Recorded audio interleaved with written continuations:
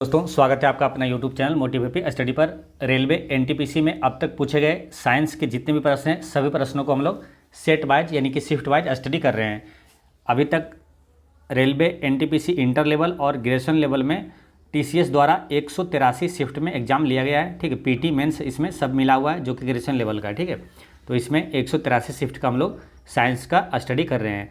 ये set number आपका है 16 है ना, देख सकते हैं। ये एग्जाम हुआ है 3 अप्रैल 2016 को, सेकेंड शिफ्ट का ये क्वेश्चन है। ठीक, तो चलिए शुरू करते हैं। और इसके पहले हम लोग 11 वीडियो अपलोड कर चुके हैं। जो लोग नहीं देखें प्ले लिस्ट में जाकर जरूर देख लीजिएगा, और जो लोग नए जुड़े हैं वो ज़रूर जाकर प्ले लिस्ट में देख लीजिएगा।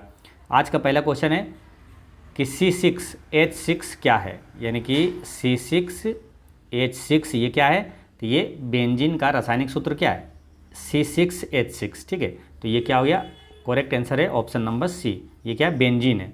C6H6 क्या है, ये बेंजीन है। ठीक है, बेंजीन का स्ट्रक्चर कैसा होता है, तो यहाँ पर देखिए बेंजीन का ये स्ट्रक्चर है C6H6 है ना।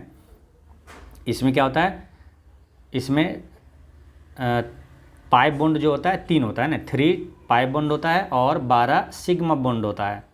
पाई बॉन्ड कितना होता है 3, यानी कि ये जो डबल वाला है 1 2 3, ये 3 पाई बॉन्ड है और 12 सिग्मा बॉन्ड है। यानी कि इसको कैलकुलेट जैसे गिनिएगा 1 2 3, ये 6 है ये वाला, और 6 ये वाला एच के साथ जो बंध बना रहा है। ठीक है, यानी कि इसमें 3 है पाई बॉन्ड, यानी कि 3 पाई बॉन्ड बोल सकते हैं, और 12 सिग्मा बॉन्ड है। ठीक है, तो ये ध्यान रखना है। क्वेश्चन पूछा जाता है बेंजीन में कितने सिग्मा बॉन्ड है, तो 12 सिग्मा बॉन्ड है और 3 पाई बॉन्ड है। ठीक है, तो ये ध्यान रखना है। और ये क्या है, देखिए बेंजीन क्या है कि सबसे सरल एरोमेटिक हाइड्रोकार्बन है। ठीक, और बेंजीन की खोज किसने किया था पूछे, तो माइकल फेराडे ने बेंजीन का खोज किया था।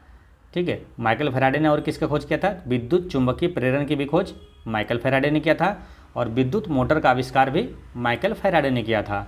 ठीक है, अगर आपसे पूछा जाए कि एल्किन का सूत्र क्या होता है, तो क्या होगा, एल्किन का सूत्र होता है CnH2n, एल्किन हो गया। ठीक है, फिर एल्केन का पूछे तो CnH2n +2 हो जाता है। एल्केन में क्या होता है, +2 हो गया। और एक होता है एल्काइन, एल्काइन यानी कि माइनस होगा, CnH2n -2 होगा एल्काइन। ठीक है, देखिए सिंपल में हो गया ये एल्किन। ठीक है, और एल्केन में +2 हो गया, वही चीज़ें हैं CnH2n +2।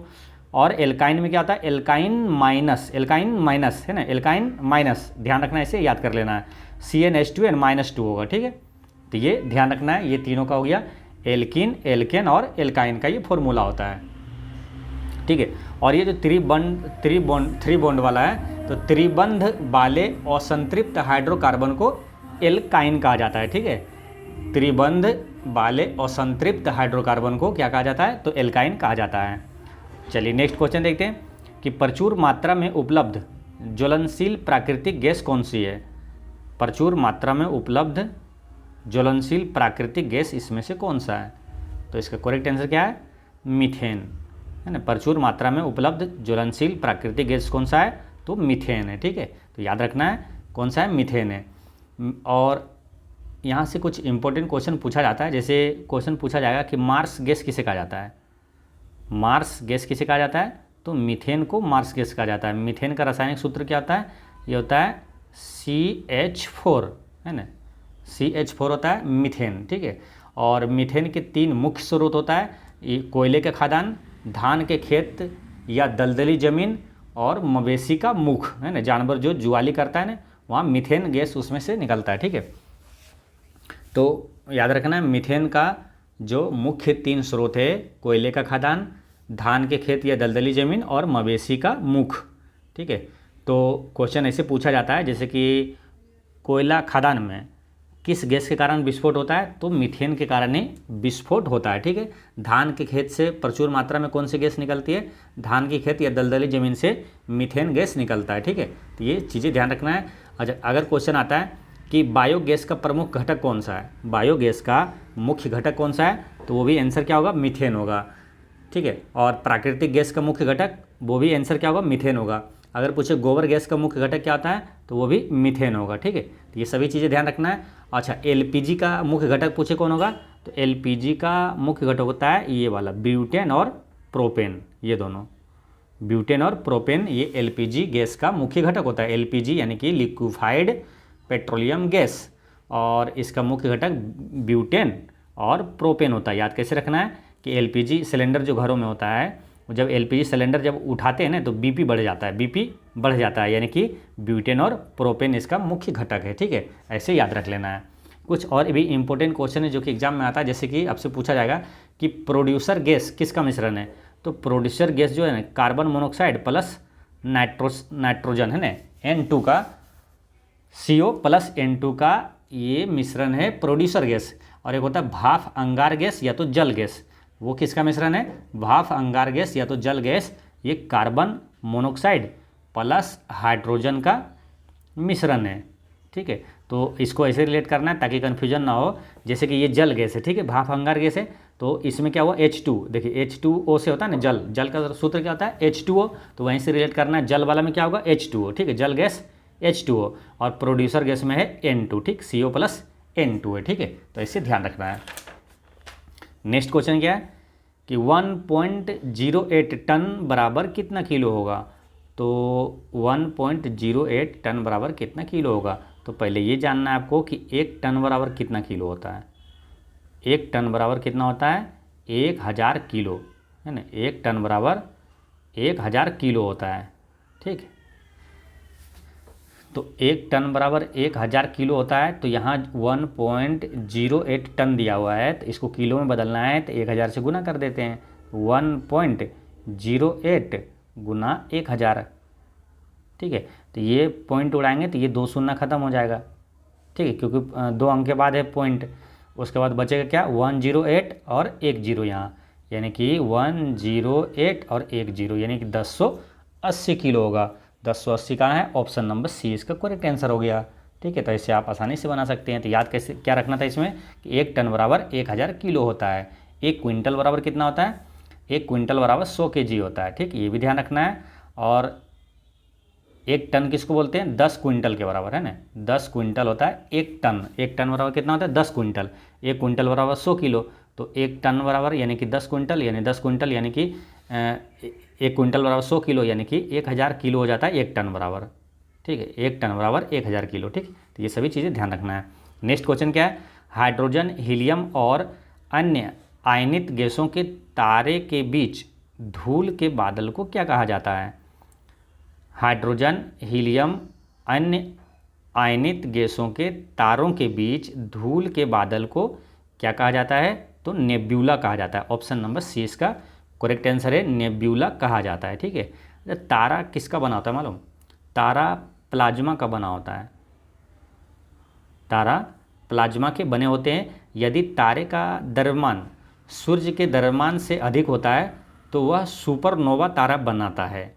ठीक, एक बार फिर समझिए, देखिए, यदि तारे का द्रव्यमान सूर्य के द्रव्यमान से अधिक होता है तो वह सुपरनोवा तारा बनाता है। ठीक है, अच्छा, तारा हो या तो सूर्य हो, सबसे अधिक गैस कौन सी पाई जाती है उसमें मालूम, तो हाइड्रोजन पाया जाता है। तारा ब्रह्मांड हो, तारा ब्रह्मांड में पूछे, तारा में पूछे, सूर्य में पूछे, सबसे अधिक प्रचुर मात्रा में पाया जाना तत्व कौन सा है, तो वो हाइड्रोजन है। इसी टाइप का जैसे 4 क्वेश्चन आता है, जैसे कि वायुमंडल में सबसे ज़्यादा क्या पाया जाता है, नाइट्रोजन। मानव शरीर में क्या पाया जाता है सबसे ज़्यादा, ऑक्सीजन। भू प्रॉपर्टी में सबसे ज़्यादा ऑक्सीजन, यानी कि मानव शरीर और भू प्रॉपर्टी ये दोनों में सबसे ज़्यादा ऑक्सीजन पाया जाता है। ठीक है, तो ये ध्यान रखना है। अच्छा, पृथ्वी का सबसे नज़दीक का तारा कौन सा मालूम, पृथ्वी का सबसे नज़दीक का तारा है सूर्य, और सूर्य के बाद जो है दूसरा तारा कौन है पृथ्वी के सबसे नज़दीक का तारा, सूर्य के बाद है दूसरा है प्रोक्सिमा सेंटोरी, प्रोक्सिमा सेंटोरी। ठीक है, तो ये याद रखना है। नेक्स्ट क्वेश्चन क्या है कि एंड्रोमेडा ये क्या है, एंड्रोमेडा क्या है, ये एंड्रोमेडा मिल्की वे की पड़ोसी आकाश गंगा है। एंड्रोमेडा मिल्की वे की पड़ोसी आकाश गंगा है।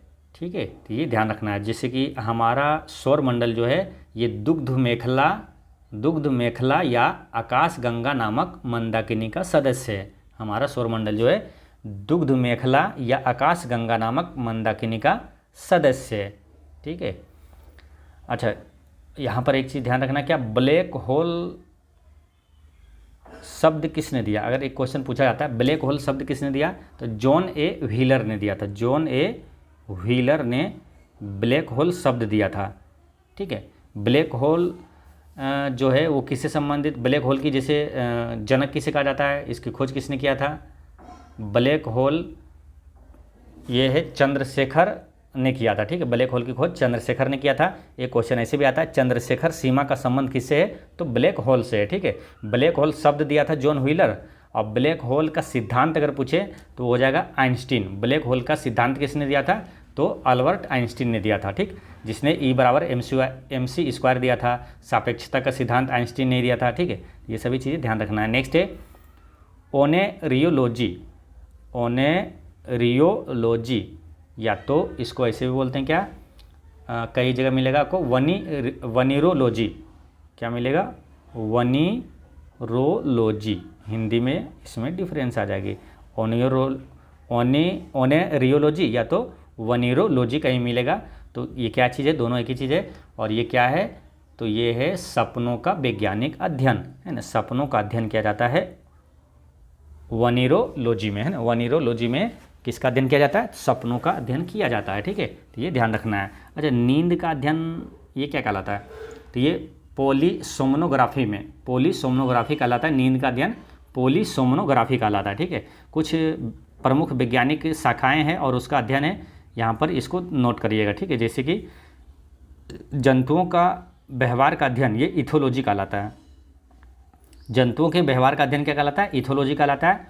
उभयचर तथा सरीसृपों का अध्ययन, ये हर्पेटोलॉजी कहलाता है। उभयचर तथा सरीसृपों का अध्ययन हर्पेटोलॉजी कहलाता है। और शारीरिक विकास में आने वाली असमानताओं का अध्ययन क्या कहलाता है, टेरिटोलॉजी। शारीरिक विकास में आने वाली असमानताओं का अध्ययन टेरिटोलॉजी कहलाता है। नेक्स्ट क्या है कि मस्तिष्क के विभिन्न भागों की क्रियाशीलता तथा विक्षिप्तता का अध्ययन, ये फ्रेनोलॉजी कहलाता है। मस्तिष्क के विभिन्न भागों की क्रियाशीलता तथा विक्षिप्तता का अध्ययन फ्रेनोलॉजी कहलाता है। पक्षियों का अध्ययन क्या कहलाता है, तो ऑर्नियोथोलॉजी कहलाता है। पक्षियों का अध्ययन, पक्षियों का अध्ययन ऑर्नियोथोलॉजी कहलाता है। नेक्स्ट है फ्रेम के संदर्भ में जो समय का फंक्शन है, एक वस्तु की स्थिति में परिवर्तन की दर क्या है, उसे क्या कहा जाता है। फ्रेम के संदर्भ में जो समय का फंक्शन है, एक वस्तु की स्थिति में परिवर्तन की दर क्या है, उसे क्या कहा जाता है, तो इसका करेक्ट आंसर है वेग कहा जाता है। ठीक है, वेग किसे कहते हैं, जैसे कि विस्थापन में परिवर्तन की दर क्या कहलाता है, वेग कहलाता है ना। विस्थापन में परिवर्तन की दर को वेग कहा जाता है।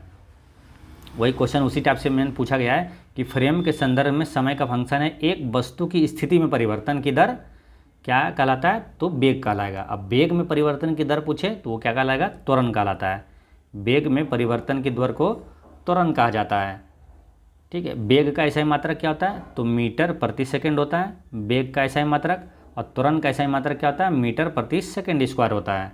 और वेग और त्वरण ये दोनों सदिश राशि है। नेक्स्ट क्वेश्चन क्या है, नेक्स्ट ये पूछा गया आपसे कि LIGO LIGO laser interferometer observatory हाल ही में खबरों में क्यों था। LIGO लेजर इंटरफेरोमीटर और ऑब्जर्वेटरी हाल ही में खबरों में क्या था, तो ये था क्या मालूम, ये गुरुत्वाकर्षण लहरों की खोज के कारण ये खबरों में आया था। LIGO लेजर इंटरफेरोमीटर ऑब्जर्वेटरी हाल ही में गुरुत्वाकर्षण लहरों की खोज के कारण ये खबरों में आया था। ठीक, ऑप्शन नंबर सी इसका करेक्ट आंसर है।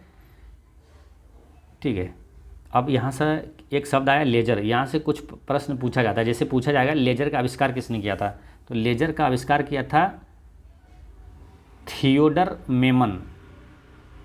कौन किया था, थियोडर मेमन ने किया था। लेजर का आविष्कार थियोडर मेमन ने किया था। और लेजर का फुल फॉर्म अगर पूछे तो क्या होता है, light amplification by stimulated emission of radiation. Light amplification by stimulated emission of radiation, ये लेजर का फुल फॉर्म होता है। ठीक है, तो ये ध्यान रखना है। अच्छा, रही बात क्या यहाँ पर है गुरुत्वाकर्षण। ठीक है, गुरुत्वाकर्षण का नियम किसने दिया था, तो आइजैक न्यूटन ने दिया था। गति का नियम किसने दिया था, आइजैक न्यूटन ने दिया था। बिग बैंग सिद्धांत किसने दिया था? तो ये जॉर्जेस लेमेत्रे ने दिया था। जॉर्जेस लेमेत्रे ने बिग बैंग सिद्धांत दिया था। ठीक है, चलिए नेक्स्ट क्वेश्चन क्या पूछा है कि कंप्यूटर में Yosemite, Mavericks, Mountain Lion, Snow Leopard और लियोपार्ड, फिर टाइगर, पैंथर, जगुआर, प्यूमा और चीता किसे संदर्भित करते हैं? तो ये संदर्भित करता है MACOSX के संस से संदर्भित करता है। ठीक है, एक बार फिर समझिए। देखिए कंप्यूटर में Yosemite, Mavericks, Mountain Lion, Snow Leopard, Tiger, Panther, Jaguar, Puma और चीता MACOSX से संदर्भित के संस से संदर्भित करता है। ऑप्शन नंबर ए इसका करेक्ट आंसर है। ठीक है, यहाँ पर समझिए। देखिए MACOSX क्या है? तो MACOSX एप्पल के मैक कंप्यूटरों के लिए इस्तेमाल होने वाला ऑपरेटिंग सिस्टम है। यह यूनिक्स आधारित ऑपरेटिंग सिस्टम है। MACOSX को पहले मैक OS और बाद में OS X के नाम से भी जाना गया था। तो इसका करेक्ट आंसर क्या हो गया था? ऑप्शन नंबर ए इसका करेक्ट आंसर है। चलिए नेक्स्ट क्वेश्चन क्या है? हाल ही में अंटार्कटिका में बर्फ़ के नीचे छिपी हुई किस चीज़ की खोज हुई थी? तो अंटार्कटिका में बर्फ़ के नीचे एक बहुत बड़ी घाटी की प्रणाली और झील की खोज हुई थी। ऑप्शन सी इसका करेक्ट आंसर है ना। हाल ही में अंटार्कटिका में बर्फ़ के नीचे छिपी हुई एक बहुत बड़ी घाटी की प्रणाली और झील की खोज हुई थी। ठीक है, तो ये ध्यान रखना है। अंटार्कटिका क्या है? तो 7 महादेश जो है उसमें से एक देश अंटार्कटिका है। ठीक है, ये क्वेश्चन आएगा कि किस महादेश को श्वेत महादेश कहा जाता है? तो अंटार्कटिका महादेश को श्वेत महादेश कहा जाता है। ठीक है, एक क्वेश्चन ये पूछा जाएगा आपसे कि दक्षिण गंगोत्री शोध केंद्र ये कहाँ है? तो दक्षिण गंगोत्री और मैत्री शोध केंद्र किस महादेश में है? तो अंटार्कटिका महादेश में, जो कि भारतीय है ना। भारत का ये शोध संस्थान केंद्र है। दक्षिण गंगोत्री और मैत्री ये शोध केंद्र भारत का है और कहाँ पर है? अंटार्कटिका महादेश में। ठीक, एक क्वेश्चन ये पूछा गया था एक बार कि माउंट विन्सन क्या है? तो माउंट विन्सन क्या मालूम? अंटार्कटिका की सबसे ऊंची चोटी है। तो माउंट विन्सन जो है ये कहाँ है? तो अंटार्कटिका में हो जाएगा। अंटार्कटिका की सबसे ऊंची चोटी है माउंट विन्सन। ठीक है, याद रखना है विन्सन। ठीक है, चलिए नेक्स्ट क्वेश्चन क्या है? WLAN का पूरा नाम क्या है? यानी कि WLAN का फुल फॉर्म क्या है? तो WLAN का फुल फॉर्म क्या है? तो ये है wireless local area network. Option A इसका करेक्ट आंसर है ना। WLAN का पूरा नाम क्या है? तो वायरलेस लोकल एरिया नेटवर्क। ठीक है, इस टाइप के प्रश्न कई एग्जाम में आपसे पूछा जाएगा। कंप्यूटर से 2 प्रश्न आएगा। ठीक है, इसलिए फुल फॉर्म आपको याद रखना है। जैसे डायरेक्ट क्वेश्चन आ जाएगा कि लेन का फुल फॉर्म क्या है?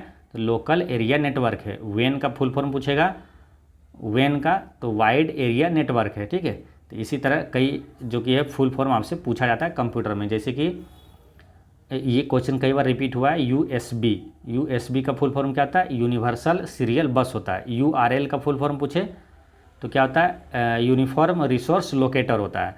बाकी चीज़ें आपको मालूम है। रैम का फुल फॉर्म क्या होता है? Random access memory. और रोम का होता है रीड ओनली मेमोरी। CPU का फुल फॉर्म क्या होता है? Central processing unit. ठीक है, तो ये सभी चीज़ें आपको ध्यान में रखना है। चलिए नेक्स्ट है, भारत का बाल सर्जन यानी कि चाइल्ड सर्जन किसे कहा जाता है? भारत का बाल सर्जन कहा जाता है आकृत प्राण जायसवाल को। आकृत प्राण जायसवाल को भारत का बाल सर्जन कहा जाता है। इसी तरह 2 अति महत्वपूर्ण प्रश्न यहाँ पर लिखिएगा। एक क्वेश्चन क्या है? भारतीय शल्य चिकित्सक का जनक किसे कहा जाता है? भारतीय शल्य चिकित्सक का जनक किसे कहा जाता है? तो सुश्रुत को कहा जाता है। ठीक है, और ये हो गया भारतीय शल्य चिकित्सक का जनक। एक इसी तरह आएगा क्या? भारत में औषधि का जनक किसे कहा जाता है? तो चरक को कहा जाता है। भारत में औषधि का जनक किसे कहा जाता है? तो चरक को कहा जाता है। चरक किसके दरबार में रहता था? तो ये कनिष्क के दरबार में रहता था। कनिष्क के दरबार में 2-3 व्यक्ति जो अति महत्वपूर्ण है, एग्जाम में पूछा जाता है कौन कौन रहता था? तो अश्वघोष ये कनिष्क के दरबार में रहता था, चरक कनिष्क के दरबार में रहता था और नागार्जुन भी कनिष्क के दरबार में रहता था। तो एक शब्द याद रखना है, अचानक। अचानक से क्या होगा?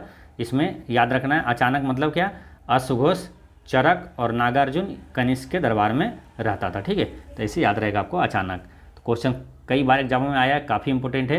पूछेगा अश्वघोष किसके दरबार में रहता था, तो तीनों याद रहेगा आपको, अश्वघोष, चरक और नागार्जुन ये कनिष्क के दरबार में रहता था। नेक्स्ट है 1953 में बनाया गया बाइनरी इलेक्ट्रॉनिक अनुक्रम कैलकुलेटर क्या है ना, बाइनरी इलेक्ट्रॉनिक अनुक्रम कैलकुलेटर ये क्या है। तो इसका करेक्ट आंसर क्या है, इलेक्ट्रॉनिक कंप्यूटर है ये, है ना। बाइनरी इलेक्ट्रॉनिक अनुक्रम कैलकुलेटर क्या है, तो ये एक इलेक्ट्रॉनिक कंप्यूटर है। ठीक है, अब यहाँ पर एक प्रश्न आता है कि प्रथम इलेक्ट्रॉनिक डिजिटल कंप्यूटर का नाम क्या है। प्रथम इलेक्ट्रॉनिक डिजिटल कंप्यूटर कौन सा है, तो वो है ENIAC, है ना, AENIAC, ENIAC जो है प्रथम इलेक्ट्रॉनिक डिजिटल कंप्यूटर है। ठीक है, अच्छा विश्व में सबसे बड़ा नेटवर्क कौन सा मालूम, तो वो है इंटरनेट। विश्व का सबसे बड़ा नेटवर्क पूछे तो इंटरनेट है। भारत में इंटरनेट की शुरुआत 1995 में हुआ था। अच्छा सूक्ष्मतम आकार के कंप्यूटर को क्या कहा जाता है, सूक्ष्मतम आकार के कंप्यूटर को माइक्रो कंप्यूटर कहा जाता है और मध्यम आकार के कंप्यूटर को मिनी कंप्यूटर कहा जाता है। ठीक, तो ये सभी इंपॉर्टेंट फैक्ट्स आपको याद रखना है। नेक्स्ट क्वेश्चन क्या है, किस पौधे का वैज्ञानिक नाम सोलेनम ट्यूबरोसम है ना, ट्यूबरोसम है ना, क्या कहा जाता है, सोलेनम ट्यूबरोसम किस पौधे का वैज्ञानिक नाम है।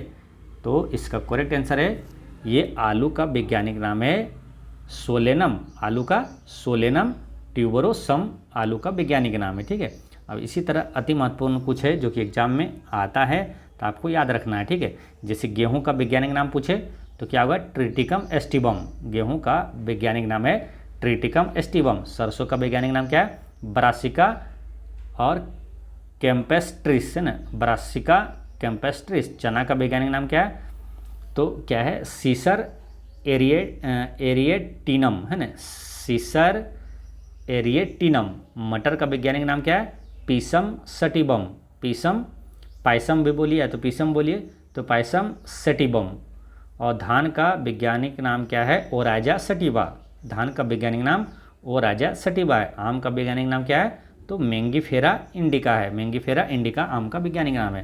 तो ये सभी याद रखना है। ठीक, एक बार फिर से समझिए, गेहूं का ट्रिटिकम एस्टिवम, सरसों का ब्रासिका कैम्पेस्ट्रिस और चना का है सीसर एरिएटिनम और मटर का है पीसम सटिवम और धान का है ओराजा सटिवा और आम का है मैंगीफेरा इंडिका है। ठीक, चलिए नेक्स्ट क्वेश्चन है, एक वस्तु पर लगाए गए गुरुत्वाकर्षण बल को क्या कहा जाता है। तो एक वस्तु पर लगाया गुरुत्वाकर्षण बल को वजन कहा जाता है। ठीक, वजन यानी कि यहाँ पर क्या है, भार। ठीक है, भार बराबर क्या होता है, वजन या भार बराबर mg होता है। ठीक है, देखिए भार क्या है, वह बल है जिससे किसी वस्तु को पृथ्वी की केंद्र की ओर खींचती है, वह बल जिससे किसी वस्तु को पृथ्वी अपने केंद्र की ओर खींचती है वो भार कहलाता है। ठीक, भार बराबर क्या होता है, mg होता है। ठीक है, और ये चीज़ ध्यान रखना क्या, भार बदलता है ना, जैसे कि एक जगह से दूसरी जगह जाने पर भार बदलेगा लेकिन द्रव्यमान नहीं बदलता है। जैसे कि क्वेश्चन पूछा जाता है ना कि पृथ्वी पर किसी पिंड का भार 60 न्यूटन है, तो चंद्रमा पर इसका भार कितना होगा, तो 10 न्यूटन होगा। ठीक है, क्योंकि चंद्रमा पर जो भार होता है पृथ्वी पर का 1/6 भाग होता है, यानी कि 10 न्यूटन हो जाएगा चंद्रमा पर भार। ठीक, ये याद रखना है। भार और बल ये दोनों क्या है, सदिश राशि है और दोनों का एसआई मात्रक क्या होता है, न्यूटन होता है। ठीक, चलिए नेक्स्ट क्वेश्चन क्या है, वीवी पारा ये क्या है। तो वीवी पारा एक क्या है, धमनिया है जो जिंदा पैदा होती है। वीवी पारा एक धमनिया है जो जिंदा पैदा होती है। ठीक है, धमनी और क्या होता है, एक सिरा होता है ना बॉडी में, हमारे बॉडी में क्या धमनी और सिराएं होती है। तो हृदय से शरीर की ओर, हृदय से शरीर की ओर रक्त ले जाने वाली रक्त वाहिनी को धमनी कहा जाता है। धमनी यानी कि आर्टरी। ठीक है, आर्टरी कहा जाता है। हृदय से शरीर की ओर ले जाने वाली रक्त वाहिनी को धमनी कहते हैं और शरीर से हृदय की ओर ले जाने वाली रक्त वाहिनी को क्या कहते हैं, तो सीरा कहा जाता है ना। सीरा यानी कि वेन, VEIN क्या कहलाता है, VEIN, वेन, सीरा। तो सीरा शरीर से हृदय की ओर ले जाता है, ठीक है। अच्छा, सीरा में अशुद्ध रक्त होता है, ये ध्यान रखना है, सीरा में अशुद्ध रक्त होता है। और धमनी में भी है अधिकतर अशुद्ध रक्त धमनी में क्या होता है कि शुद्ध रक्त बहती है, धमनी में शुद्ध रक्त, लेकिन एक छोड़कर, कौन, फुफ्फुस धमनी है ना, फुफ्फुसीय धमनी को छोड़कर सभी धमनियों में शुद्ध रक्त प्रवाहित होता है, ठीक है। फुफ्फुसीय यानी कि पल्मोनरी है ना, पल्मोनरी आर्टरी जो है, पल्मोनरी आर्टरी में अशुद्ध रक्त बहती है, ठीक है। और इसको छोड़कर बाकी सभी धमनियों में शुद्ध रक्त प्रवाह होती है, ठीक। चलिए नेक्स्ट क्वेश्चन क्या है, वांछित प्रदर्शन हासिल करने के लिए प्रोजेक्टाइल को तेज करने की तकनीक, डिजाइन की कला को क्या कहा जाता है? तो ये प्रक्षेपिकी कहा जाता है। क्या कहा जाता है? प्रक्षेपिकी कहा जाता है। वांछित प्रदर्शन हासिल करने के लिए प्रोजेक्टाइल को तेज करने की तकनीक, डिजाइन की कला को क्या कहा जाता है? तो प्रक्षेपिकी कहा जाता है, ठीक है। और अच्छा, एक जैसे कि जब किसी वस्तु को किसी कोण पर ऊपर प्रक्षेपित किया जाता है तो इसे क्या कहा जाता है? प्रक्षेप कहा जाता है ना, प्रोजेक्टाइल, प्रोजेक्टाइल, ठीक है। तो जब किसी वस्तु को किसी कोण पर ऊपर प्रक्षेपित किया जाता है तो इसे प्रक्षेप कहा जाता है ना, प्रोजेक्टाइल कहा जाता है। चलिए नेक्स्ट क्वेश्चन है, PNR है ना, PNR जो कि टिकट कटाते हैं ना ट्रेन वाला, तो उसमें PNR नंबर होता है, तो इसका फुल फॉर्म पूछा है क्या होगा? PNR का फुल फॉर्म क्या होता है? तो PNR का फुल फॉर्म क्या होता है? तो ये होता है पैसेंजर नेम रिकॉर्ड, है ना। PNR में क्या होता है? पैसेंजर नेम रिकॉर्ड होता है, यात्रियों के नाम का रिकॉर्ड होता है, ठीक है, PNR। अच्छा, PNR संख्या कितने अंक का होता है? तो ये 10 अंक का होता है, ठीक, ये भी ये ध्यान रखना है। नेक्स्ट है, कार्ल सगन कौन था? तो कार्ल सगन ये था एक अमेरिकी खगोल शास्त्री था, कार्ल सगन। इसी तरह एक अति महत्वपूर्ण नाम है जो कि एग्जाम में कई बार आता है, कार्ल मार्क्स, है ना। ये तो कार्ल सगन एक अमेरिका का है, ये खगोल शास्त्री है। एक है कार्ल मार्क्स, ये कहाँ के हैं? तो जर्मनी के नागरिक थे कार्ल मार्क्स, ठीक है। कार्ल मार्क्स से क्वेश्चन पूछा जाएगा कि वैज्ञानिक समाजवाद के जनक कौन है? तो कार्ल मार्क्स है। दास कैपिटल के लेखक कौन है? तो कार्ल मार्क्स है। कम्युनिस्ट मैनिफेस्टो पुस्तक के लेखक कौन है? तो कार्ल मार्क्स है ना। दास कैपिटल और कम्युनिस्ट मैनिफेस्टो, ये दोनों का रचनाकार कौन है? कार्ल मार्क्स है, ठीक। चलिए नेक्स्ट क्वेश्चन है, अब सेट नंबर 17 यानी कि 17 यहाँ से शुरू होता है ना। ये 3 अप्रैल 2016 को एग्जाम हुआ था, थर्ड शिफ्ट का क्वेश्चन है ये, कि निम्नलिखित में से कौन सा एक पेरिफेरल डिवाइस नहीं है? पेरिफेरल डिवाइस इसमें से कौन सा नहीं है? तो इसमें बताना है पेरिफेरल डिवाइस इसमें से कौन सा नहीं है। तो इसका करेक्ट आंसर है ऑप्शन नंबर सी, मदरबोर्ड जो है ये पेरिफेरल डिवाइस नहीं है। मदरबोर्ड क्या है? एक सर्किट बोर्ड होता है। मदरबोर्ड एक सर्किट बोर्ड होता है। पेरिफेरल डिवाइस की बात करें तो देखिए, कंप्यूटर जो है कंप्यूटर पेरिफेरल कोई भी बाहरी डिवाइस है जो कंप्यूटर को इनपुट और आउटपुट प्रदान करता है। एक इनपुट पेरिफेरल डिवाइस कंप्यूटर को डेटा या निर्देश भेजता है। कुछ जो कि है पेरिफेरल डिवाइस है, उसके उदाहरण यहाँ पर आपको ध्यान में रखना है। परिधीय डिवाइस यानी कि पेरिफेरल डिवाइस के उदाहरण है। जो पेरिफेरल है इनपुट डिवाइस में आता है keyboard, mouse, trackball, joystick, optical scanner, digital camera, video camera, microphone. और आउटपुट डिवाइस में आएगा डिस्प्ले, स्क्रीन, स्पीकर और प्रिंटर, है ना। इनपुट और आउटपुट दोनों device disk drive, USB flash drive और मेमोरी कार्ड और टेप ड्राइव, ठीक है। चलिए नेक्स्ट क्वेश्चन है कि निम्नलिखित में से कौन सी एक अक्षीय हड्डी नहीं है? तो अक्षीय हड्डी इसमें से कौन नहीं है? तो ये कंधा जो है ये अक्षीय हड्डी नहीं है। बाकी कपाल, मेरुदंड और पसली ये अक्षीय हड्डी है, ठीक है। अब कंधा क्या है? कंधा एक उपांगीय कंकाल के अंतर्गत आता है। कंधा उपांगीय कंकाल के अंतर्गत आता है, ठीक है। बात करें हड्डी की तो मानव शरीर की सबसे बड़ी हड्डी कौन सा है? तो वह फीमर की हड्डी जो कि जांघ में पाई जाती है। और सबसे छोटी हड्डी है अस्टेपिज हड्डी जो कि कान में पाई जाती है। अच्छा, फिबुला और टिबिया ये कहाँ पाई जाती है? तो ये टांग में पाई जाती है। निचला जो पैर होता है, पैर का मतलब निचला हिस्सा लंबा जो होता है वो टांग में निचले हिस्से में फिबुला और टिबिया हड्डी पाई जाती है। अच्छा, हड्डी को हड्डी से जोड़ने वाला उत्तक कौन सा है, काफ़ी महत्वपूर्ण है, ठीक है। हड्डी को हड्डी से जोड़ने वाला उत्तक क्या कहलाता है, तो लीगामेंट कहलाता है।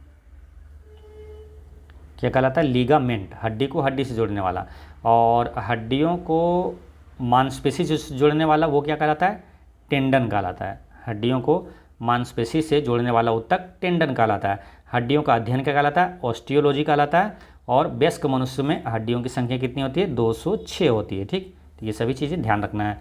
नेक्स्ट है, मार्स गैस के प्रमुख घटक क्या है, तो मार्स गैस का प्रमुख घटक क्या हो जाएगा, मीथेन, है ना। मीथेन को ही मार्स गैस भी कहा जाता है, ठीक है। और बाकी चीज़ें मार्स गैस, मीथेन के बारे में आपको बता दिए थे। गोबर गैस का मुख्य घटक मीथेन होता है, बायोगैस का मुख्य घटक मीथेन, प्राकृतिक गैस का मुख्य घटक मीथेन होता है। और क्या बताए थे कि धान के खेत से और कोयले के खदान में, और क्या बताए थे एक चीज़, मवेशी के मुख में, ये सब में क्या होता है, मीथेन पाया जाता है, ठीक है। तो ये सभी चीज़ें आपको ध्यान में रखना है। मीथेन का फॉर्मूला पूछ दे तो CH4 होता है, ठीक। चलिए नेक्स्ट है, 2010 में पूरे चेहरे का पहला सफल प्रत्यारोपण कहाँ किया गया था, तो ये किया गया था स्पेन में। पूरे चेहरे का पहला सफल प्रत्यारोपण कहाँ किया गया था, तो स्पेन में किया गया था, ठीक। अब इस टाइप के क्वेश्चन एक दो है जो कि आपको ध्यान में रखना है। क्या, तो विश्व का पहला हृदय प्रत्यारोपण ये किसने किया था, तो क्रिश्चियन बर्नार्ड ने किया था। किसने, क्रिश्चियन बर्नार्ड ने किया था। अच्छा, रक्त परिवहन की खोज किसने किया, तो विलियम हार्वे ने किया था। होम्योपैथी का जनक किसे कहा जाता है, तो हेनी मैन को होम्योपैथी का जनक कहा जाता है, हेनी मैन को, ठीक।